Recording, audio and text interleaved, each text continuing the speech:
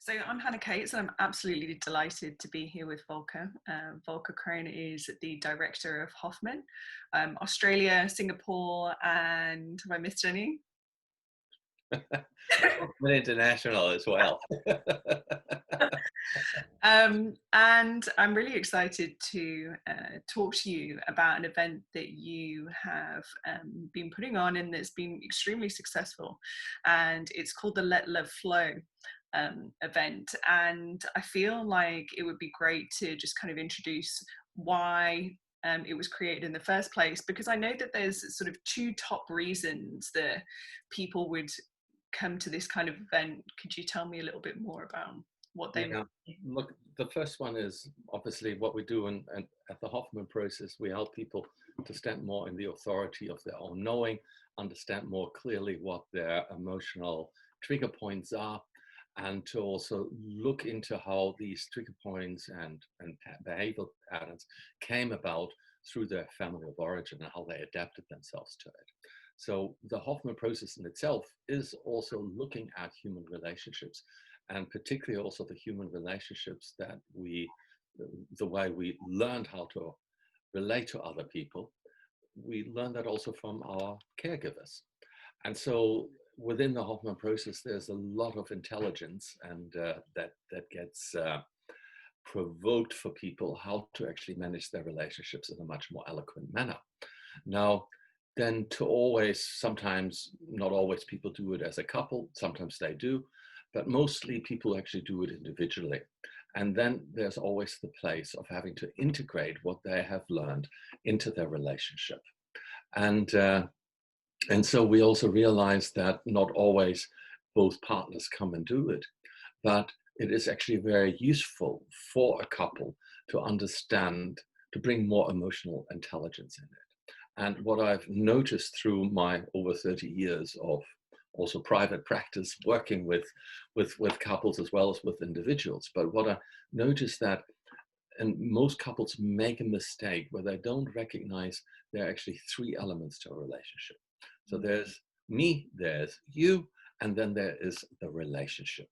Yeah. And I guess what we also see in the corporate world, lots of people put enormous amount of efforts into getting their mission and their vision statement together when they form a company with partners. So it makes it very clear right from the beginning who's doing what are basically the values, what's the mission about this, how do I get into this company, how do I get out of the company. All these wonderful intelligence that we have developed over the years, we do not apply to our personal relationships.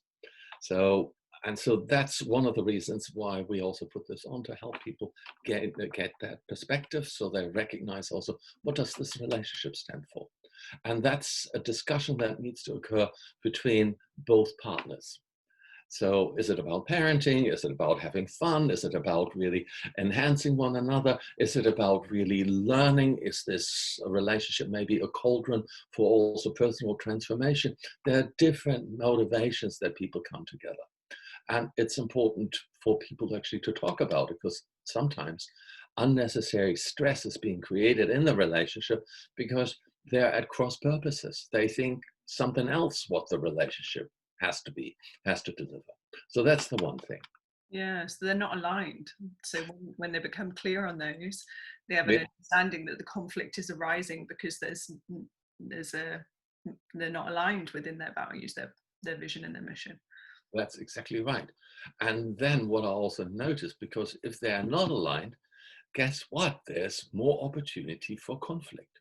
Mhm. And we do notice that, have noticed that particularly now where people had to live in quarantine and or be restricted at home, where they couldn't escape their relationships, so where they couldn't go to work anymore, so where they couldn't really do their sports the way they used to. And so their relationship was kind of functioning, but they weren't necessarily intimate. So they were able to have a lot of doingness and other structures with which they got busy, and not really understanding how to come close to one another.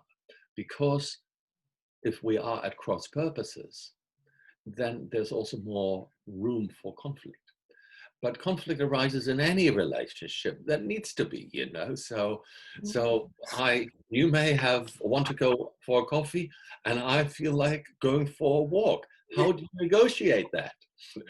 So if I just acquiesce all the time and I'll be drinking all your coffee all the time, then eventually I will resent it. Or if you don't allow yourself to have a coffee and assert that need for that, sitting in a cafe and go for a walk, you also will start to experience yourself more as a victim in the relationship rather than as an equal contributor.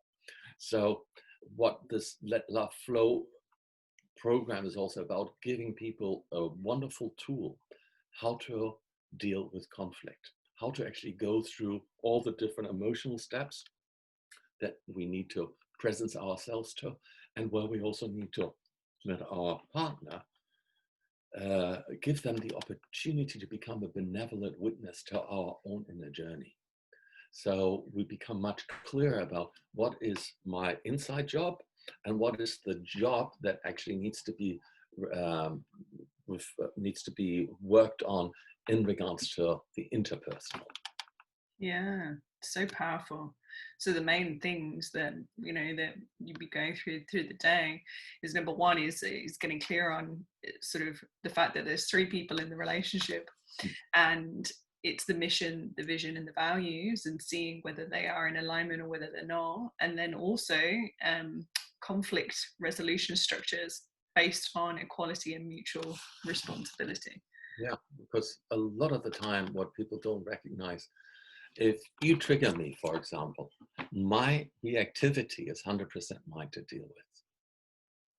However, if I can go into my vulnerability and can share that and prepare you, for example, to be present to that, in that moment, you can be there as a support system.